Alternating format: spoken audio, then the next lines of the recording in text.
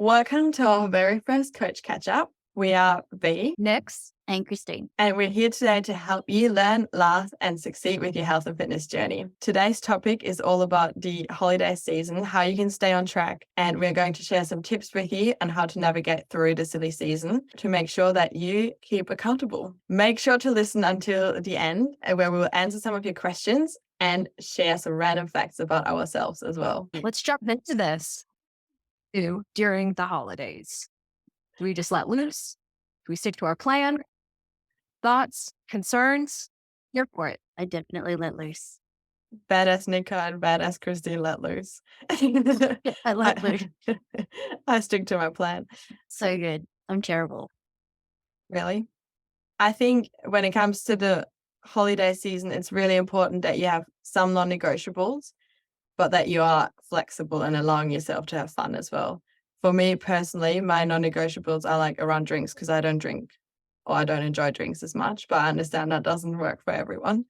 So for me, it's more I enjoy all the food, but I don't enjoy all the drinks. And that's my non-negotiable. And I still train at least 3 times a week. Usually I train 4 times a week. And then I make sure that the training sessions are still done and I eat protein and my carbs around the training. And then we let loose on the other sides of things. What do you guys do? Absolutely. I think it starts with a plan, having a plan, whether it's the training on the food side. Like for my training, I struggle if I do not do it in the morning. And especially during the holidays when there's like so many more things going on and so many more activities and just seeing people and all the good nonsense stuff, getting it done in the morning or just like committing that to yourself to, okay, first thing, get it done.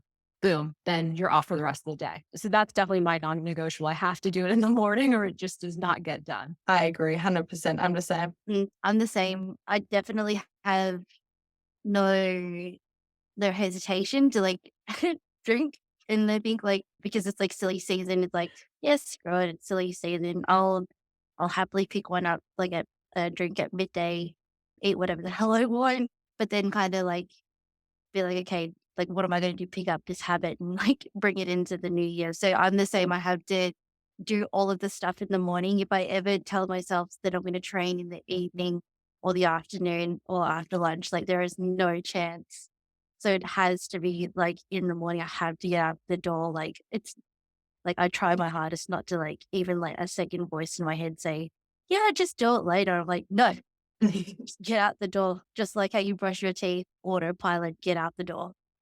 That's a perfect example. Like it just becomes a habit. And like even during the non-holiday season, making that habit, brush your teeth, put your gym clothes on, go. Yeah. Train. Gym clothes are always right next to the bed for me. So get up, chuck them on, go out. And I think it's really important that we remember that the better we keep up some of those habits, the easier it is going to be to start in a new year. So making sure that we've got the training covered so we don't have to start fresh and build all those new habits, because I think everyone knows how hard it is to get rid of some habits that we don't want to keep and then get into new habits. It's way more challenging to just trying to keep the minimum that's required going. Absolutely. I was gonna say one thing that I tend to do like at this time of the year is I'll use like throughout the rest of the year, like I love strength training, I love lifting weights. That's never like an issue for me to do in the gym. But the biggest issue for me is like anything cardiovascular or metabolic.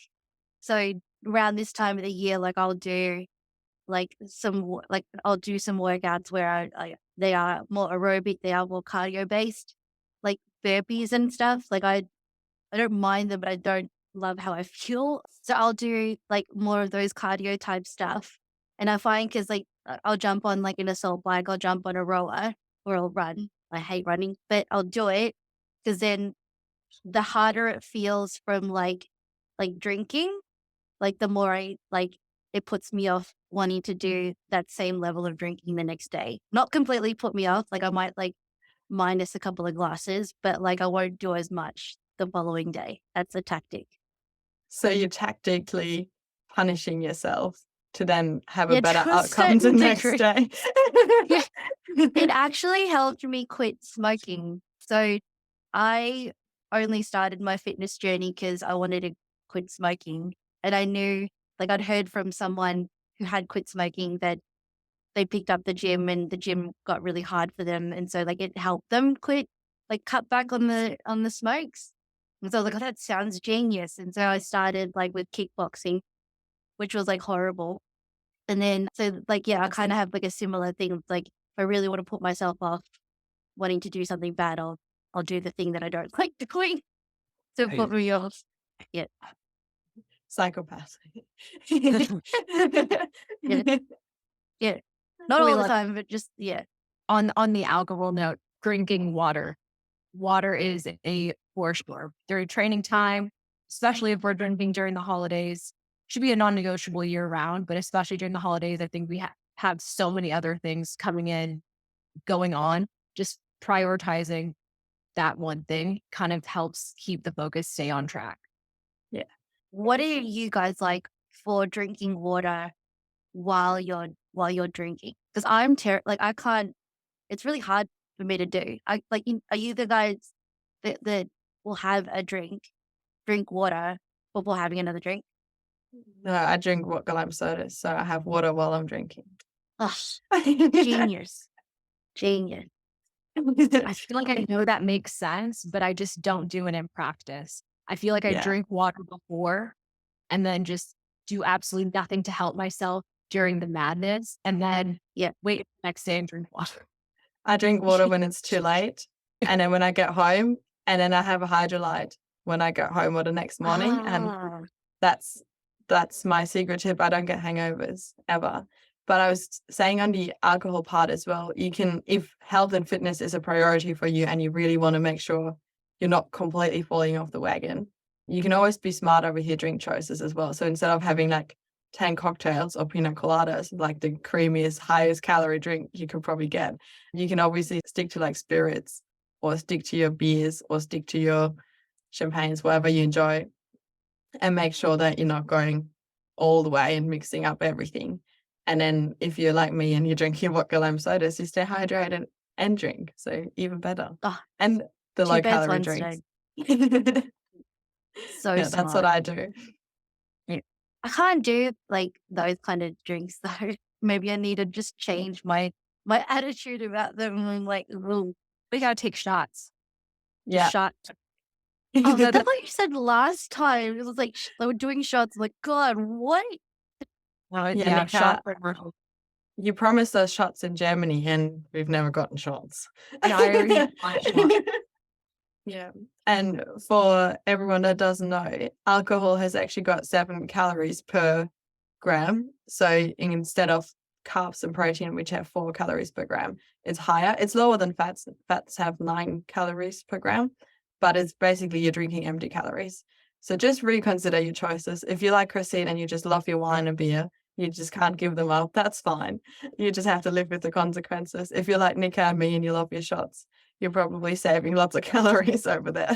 You guys with the day after or like even while you're drinking, like do you guys get a hankering for like food, like junk food or like any of that kind of stuff?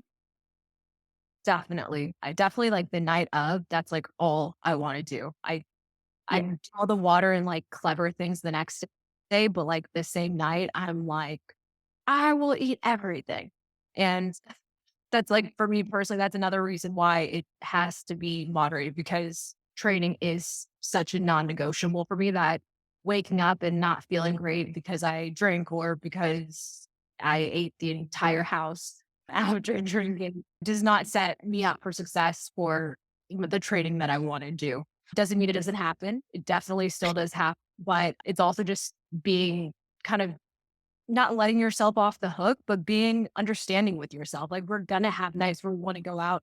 We're going to have nights where we want to let loose and have fun and eat all the things. And that's okay. It's just showing up and making sure that in the totality of days on it versus off, like we're sticking to our routine most of the time to get closer to our goals. Yeah. 100% agree. Yeah, I usually feel like chips and burgers when I'm drinking. So I usually have a 3-drink rule. I have like 3 drinks and that's it. And then I'm fine. I don't need to drink and go out and get let loose because I actually really don't enjoy it. So I feel like I'm the opposite here. And I'm like, yeah, the human on the other hand. I just don't love it. And I hate the feeling the next day, and I hate being unproductive the next day, and it doesn't align with my goals and what fun is for me. So I feel like I'm the like shame on me. I actually don't enjoy No it. way. That's Yeah, so good. Like your brain chemistry must be like so good. Cause I don't even have the discipline as soon as I even have like one. Like I'm the really. whole time I'm like, I'm literally just gonna do one. And then after one, I'm like, yeah, I'll do another one. And I'll do another No, one. And I'll do I, another one. Like I don't like I try rules, but like there's not a chance as soon as there's one in me. no, I got caught. We had seltzers and in a can, and I went to the water fountain and I filled up my can with water, so it looked like I still had a drink. And I got caught, and they were not happy with me. It's so it's so ninja. Because I'm Unix, I'll eat like I don't care. Like it'll be midnight. And like usually like if I'm not drinking, I can't really eat past 7 p.m. Like I just feel like my digestion just doesn't enjoy being like eaten or like being filled at that time of the day. So I just naturally finish eating quite earlier in the evening. But if I'm drinking, it'll be like 1 in the morning and I'm just like, get me a kebab, like get me a burger. I don't care. Get me dumplings. And then the next day, like it's the same thing. I'm just like, get me a hash brown, get me fries, get me whatever. I was like, I'll keep it going. But apparently the reason for that is like the positive feedback loop in your brain that tells you to like drink again, even after having another drink, is the same positive feedback loop when it comes to fatty foods. So I don't know about you guys yet. It's like the perfect combination of like, and even Yeah, knowing it should stop me from consuming, right. but I'm like, I don't care. Like, why fight it? Why fight sides? If I do drink, and I do have some fun sometimes, rarely, but I do it, then the next day, all I want for breakfast is like bacon and eggs and like a breakfast burger or something like that. It's the best thing ever, but it doesn't happen often. Yeah, no, you're good. Cool. What do you guys do in terms of food in general when it comes to the silly season? Like, do you go nuts on a Christmas day, on Christmas celebrations? To be honest, it's sort of a mixed bag. At least like here in like the States, everything is like closed on Christmas. So it's always sort of a family gathering. So everyone getting together, it's a lot of like family food, Persian food. Every time I come and visit home in San Diego, all of my family just wants to feed me constantly. So I almost just like am eating just to be nice and like placate them. Because if I don't, they're like, eat more, you haven't eaten anything. And it's like, yeah. So I would say it's more of like that. It's very much a mixed bag for my end. Just a lot of whatever my family makes, I have to try it or else they're incredibly insulted. Yeah, I'll just do whatever. I don't like one day's not going to throw me off the rails. But in the lead up to like, I think 'cause, like December tends to be so crazy with like all your different friendship groups. Like everyone's like meeting up for that time of the year. So the social calendar's through the roof for sure. But in anticipation of those, knowing that I'm going to eat like a lot of calories like later in the evening or at lunchtime or like drink my calories, so I'll like be a little bit more sensible earlier in the day of like, okay, well, if I'm going to do that much, I'll just chill with this like less calorie dense thing. Like maybe I'll try to get my micronutrients in. I'll have more veg earlier on the day so that come the end of the day, I don't care. Yeah, I think it's really important that you are completely off track over Christmas, and you shouldn't be caring. You shouldn't just enjoy yourself.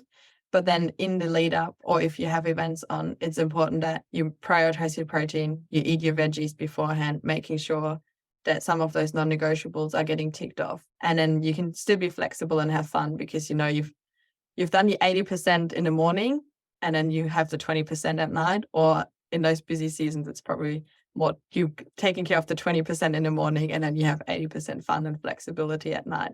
And I think that's the same with exercise as well, because even if you go on holiday, you can still be active and you can go for walks and you can go for swims or wherever, skiing, snowboarding, wherever in the world you are.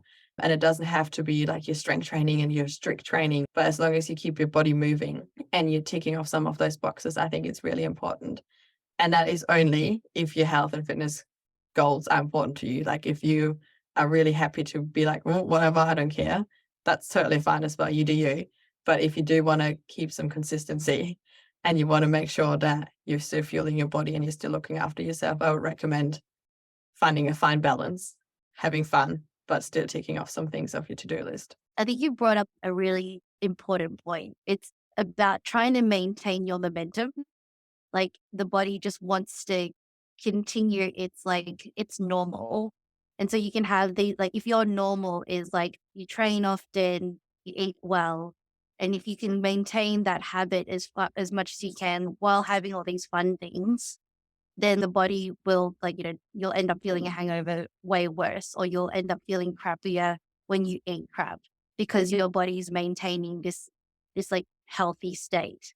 And so it'll like when you take it out of that, like occasionally it'll just like slap you back in the face. Like, don't do that again kind of thing in its own way of like whether you feel crappy or you're hungover. And then, but I think like at this time of the year, people like a little bit more like liberal about like, how much more of the other stuff that they're doing, that it soon becomes like, okay, your state of health and fitness is no longer becoming normal because like all this stuff that you're starting to pick up way more without maintaining the other thing is becoming more of its normal. And so like when it comes to the new year, when you're trying to go back the other way, because you've been doing the other thing for so long, it's 10 times harder to pick it back up again. So I think you bring up an interesting point. It's just got to keep up the momentum of this thing while you're doing the other thing on occasion. But I think it's easier said than done for sure. Because if you've drunk a 100%. lot, no chance do you want to get out of your get off the couch and go to the gym. You just got to force yourself. That's probably why the self-torture of like jumping on the treadmill helps, because it just kind of slaps you in the face and be like, get back on there. I don't know. I don't know if it's a tactic people should pick up. It's probably like a bit negative, but it helps. I definitely think that if we're going to have fun and indulge, like I would say just embrace it. Like don't shame yourself for it. Don't feel bad about it. I mean, we're doing the best we can every day, every single one of us. Like we come in with a plan, we can execute it the best we can. It's probably never, ever, ever going to be perfect, but we'll do our best. And I love what you're saying about momentum. That's so, so true. Like I've been in ruts many a times where maybe I'm just like not enthused to train, or I don't have like a compelling enough goal, like pulling me to want to do the things that I think I should be doing. And I think we just need to stop like shitting ourselves. Like either, just hit your plan. And if you're not going to, like, then have fun. Don't just have all these regrets later. Like enjoy it. And then, reconnect with yourself, come up with your new plan that's easy to adhere to and set yourself up for success. Because that's the other thing. We go into the new year and we're like, oh my gosh, I am going to do these 10,000 things to make my life better.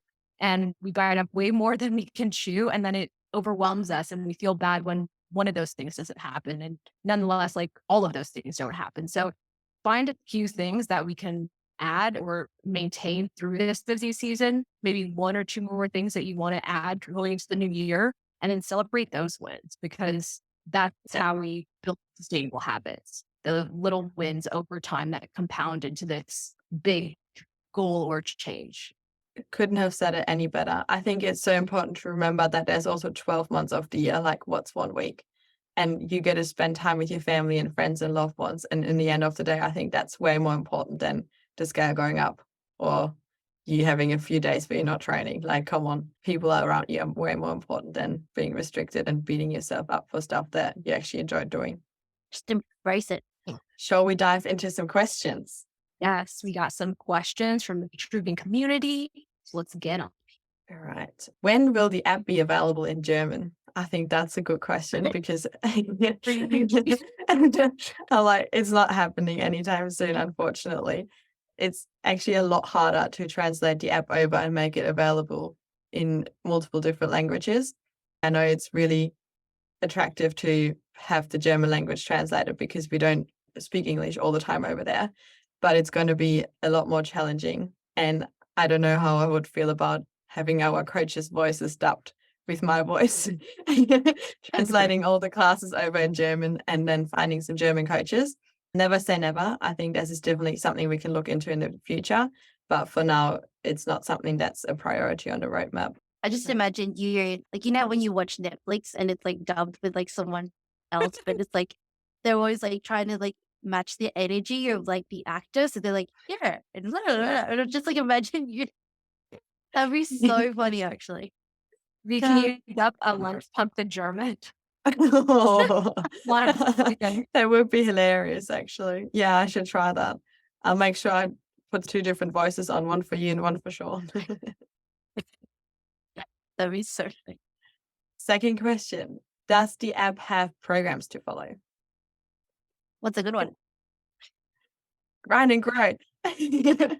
Yeah, the app does have tons of programs to follow. They vary in duration, anywhere from 4 weeks to 24 weeks, all goal specific. So whether your goal is to get stronger, to build muscle, to become a better runner, there's definitely a program for you. And also just like one little hot tip is if you already know what your training frequency is, so if you are training 3 days a week or you want to train 5 days a week, you can find programs that fit your schedule. So find a program that helps you adhere to the training. So find a 4-day-a-week program, or if you need more, find a program that's 5 or 6 days a week. But yes, we got you. We got you covered. The next question we've got is, will there ever be a transportation backpack for the Trainer Plus? Anyone wants to comment on that? Whoa. I'm like, who carries Then- 45 kilo on the back? That's a good question. Yeah, But I feel like it's a heavy carry back. Like you can squat it, sure, but Yeah. I wouldn't want to walk around with the trainer on my back. It's an awkward size. I always recommend people to carry it with 2 people or reel it because we do have the wheels on the one side. So I feel like you don't necessarily need the backpack. I think that's the thing. Like Sam can pick it up with like his arms. Like his reach must be like Yeah. If you're a guy, so long. Yeah. John does it Like as my well. my partner's done it because like we've got stairs. And so like anytime that he's had to help me bring it up the stairs, he's just been like, this is really annoying. Let me just pick it up. And I've tried to do the same thing, but my arms are like too short. And like, yeah, I don't know if I'd want that on my back though. Maybe if you're like over 6 foot, like maybe nearly 7 foot, you could, it might be okay, but I don't think I'd want a backpack of No, a Trainer Plus. I can carry it just. And it was really funny when I carried it into my new place. There was a construction site next door, and the guys were like, should we help you? And I'm like, no, I got this. Oh, wait. I don't need you. A good question. I think, Christine, you like that one. Is it safe to use for people with hip issues? This is like, I guess a little bit of context is always like better because like, you know, this is like a couple of words. Like, what are your hip issues firstly? Are you like getting guidance through like a health professional, like a physio or an osteo? It's also dependent on the issue itself. But generally, keeping the body moving is always really important, and strengthening, like, you know, your body is what helps you overcome injuries. It also helps you prevent injuries.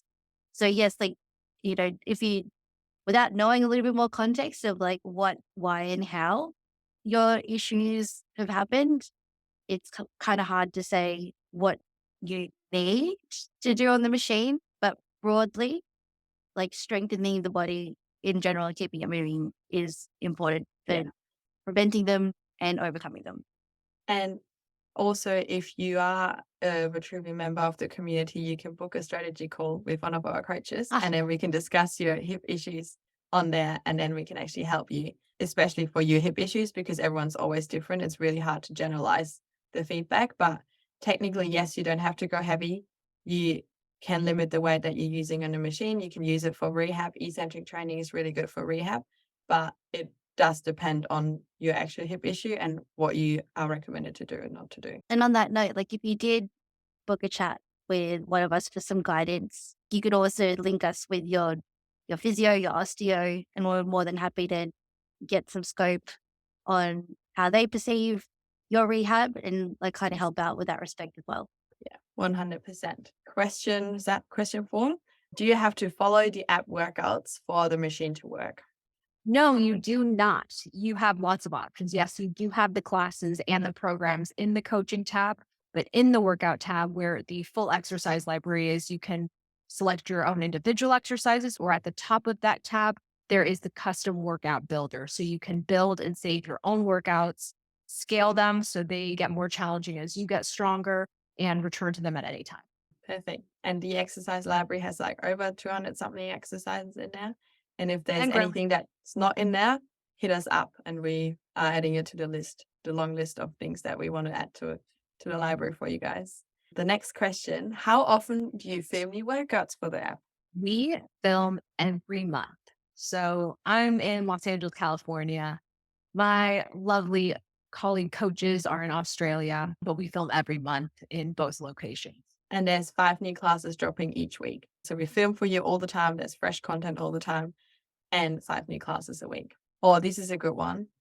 Can 2 people connect their apps at the same time if you're training with a partner? I think we get this question a lot. If you think of your, like, when you have the app in your phone, you want to think of it as like your training profile. So it has all the data about like your strength levels, your, your PBs, your capabilities, so that all you have to do is connect to the machine with your phone, and then the machine will literally customize everything according to your strength capability. And so because of that, the reason why we wanted to do that is because a lot of people like in the house, like whether it be friends, family that are using the machine will customize for that person like quite easily. And so that's why we don't have 2 different profiles in the app, but never say never, you know. But that's the only reason why. Cool. All right. I think that's where we can wrap it up for questions for the day because we still have the random facts for you. And this is the holiday edition. We've got 2 truths and 1 lie about some holiday facts for each of us. And we haven't shared them with any of us before. So we actually don't know what the lies are. So we're all going to listen out for that together. Who wants to start? I'll start. Okay, so 2 truths and a lie. And this is holiday, like broad travel edition. Okay, so on my holiday in Hawaii, I went to have lunch at this like little bar, and apparently Man vs. Food had been at this bar, and he couldn't do the challenge. It was a 5-pound omelet, couldn't do the challenge. As soon as the bartender said that he couldn't do it, I was like, I think I can do it. And then she proceeded to say, no, there's no way you can do it. And if you know anything about me, I am very competitive. And as soon as you say you cannot do something, you best believe I'm going to try and do it. So I did the challenge. You have like 45 minutes to do a 5-pound omelet, pound of egg, carton of eggs, pound of cheese, pound of meat, pound of something else, and then 2 pieces of toast. I did it in 23 minutes. And I got my picture on the wall. So that is 1 fact. Second fact was in the UK, we were going through this place called the New Forest, and never been there, but there's these wild ponies, just beautiful, just grazing, just about like completely uninhibited. One of my mates was like, I bet you can't mount the pony and ride it. And in true Nyx nature, if you tell me I can't do it, you know I want to do it. So I tried to mount it and didn't go so well. Last fact, half of my piercings have been abroad. So I've gotten piercings in the UK, in Austria, and Hungary. And I plan to go to Germany to get it done to next year. So which one? But it's really hard because the first one was so detailed that I believed it, but I've never seen it Right? that much. So I feel like this is a lie. And I feel like the tattoo one I know, so that's a safe bet. So I think the first one's a lie. Christine? Oh, this is hard because, yeah, like that first one is super detailed, but I don't know if the details were in like the challenge, you know what I mean? It was like more about like the details of the Man versus Food challenge. Great show, by the way. Like, I don't know how that guy still has a stomach afterwards. So there's that. And then I feel like I see you do the pony thing. And then I feel like the tattoo thing is like, because we know that that's a truth. I wonder if the piercings are like, it's meant to throw us off of the piercings thing. So I reckon it's the piercings thing. Surprisingly, it's the pony. I Woof. did get here to mount the pony, but I did not mount. I was actually too chicken to do that. The 5-pound omelet. Told me this story. This story was like $500,000. I'm like, I feel like she told me something about this. That's why I believed it. It does sound like something I would do, but I did not. They were so beautiful. I didn't want to disrupt them. What did you like? How was like the omelet? Like, did you vomit straight after? Like, what? No, I didn't vomit straight after, but it was like I was there like in Hawaii for a whole week. I did this on like my second day. Safe to say, my rest of my trip was ruined. Like, and what's crazy about it is when you do these challenges, usually like I mean, I didn't expect like an award or anything, but like they put your picture, they gave you like a double XL t-shirt, and then you have to pay for the omelet. Like I thought if you like attempted, it was like a $45 omelet, and I had already had lunch. So now I've just eaten like a week worth of food in like 23 minutes. And yeah, but now if you ever go to Oahu, check out Moose McGillicuddy's and you might see my picture up there. Perfect. You have to I'll put that on my bucket list. It's All right, Me Christine, like go looking at the next. picture or like doing the actual omelet? no, it's like me because I was gonna go to the beach. I'm like in a bikini, like next to like whatever like little statue thing they had. So good. All right, Christine, your turn. Let's go. Okay, mine aren't as detailed as Nick, but Neither I'll am try I. and give it some like color. So I've written it down so I don't miss out on some details. So the first one is that I fell asleep standing up when I was in a bus when I was on a 4-day bender in Ibiza. Well, Ibiza. That's the first one. The second one is I sat through a 5-hour tattoo session, which kicked off only 8 hours before my flight home from Bali. And then the third one is when I was on a trip to the Philippines, I had to pay a policeman a bribe who threatened to arrest me for not having an international driver's license. And the only reason why he thought I was a tourist was because I was the only car that was driving in between the lines on the highway. I feel like I believe the Ibiza one. And I feel like I know the story about the tattoo, but I don't know if the details are correct. But I feel like you've told me something about this. And the Philippine story is new, and I'm going to claim it's a lie. I think the lie is the Ibiza one. So the lie is the Philippine one. V got that right. Yeah, Nyx, I fell asleep standing up. Like, I think it was day 3. And like me and my friends realized that we hadn't like we'd been partying like, you know, like in the day parties, like the clubs at night, and we hadn't even gone to see like the town during the day. So we were like, all right, let's just go to the town and just explore and have a wholesome day. And then on the bus back to where we were staying, the other side of the island that we were staying, it was really full. And so we were all standing and I was like holding onto the railing and I literally fell asleep standing up that my friends had to actually catch me or else I was going to like just like fall onto the floor. And I had like, I was in and out of sleep like at least 3 times before we finally got to where we were. So yeah, that's the truth. Wild. It is wild. My 3. After high school, I really, really, really wanted to backpack Mexico. And my dad said it's too dangerous to backpack Mexico by myself. And we found this agreement because the other option was Australia. We found the agreement that if I don't go to Mexico, he will pay for all my flights while I backpack Australia. The second one is, although I'm from Germany, I've never been on a skiing and snowboarding holiday or like a winter holiday. And the third one is while I was backpacking Australia, I did couch surfing in Cairns, which was probably one of the higher risk things I've done. And although it was high risk, we met this person before we decided that we're going to couch surf at his couch. And we still got kicked out, and it was one of the scariest things I've done. It was a terrible night. But yeah, that's my 3 things. I'm like guessing number 2, the skiing and snowboarding. No, I feel confident. Yeah, I'm gonna submit my answer. Locking it in. Lock it in. This one, I feel like yours are really hard because I feel like I've heard something about number 2. I feel like you and I have spoken about you and the snow. So I feel like that might be a truth. And then I feel like the first one sounds like something that you've told me before, and I feel like that's the truth. And then the third one, like, you've had such wild stories traveling and backpacking that I feel like that's the truth as well. Oh, I made this really hard. you made it, yours is really hard. Oh, I feel like I couldn't think of a lie, so I twisted the truth. I feel like I'm gonna go with number 3.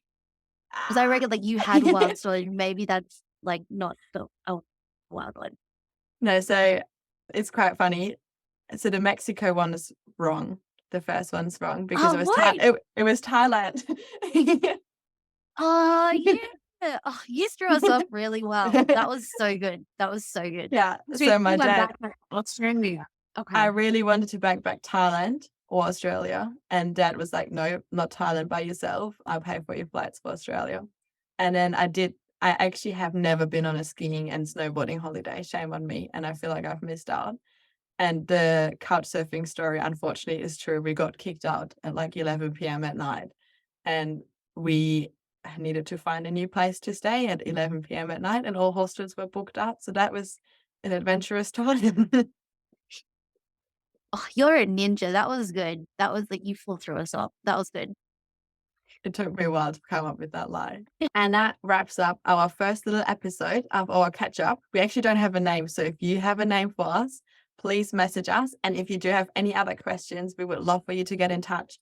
Make sure that we are discussing topics that you actually enjoy and want to learn more about. And then until next month, stay strong and see you on the leaderboard.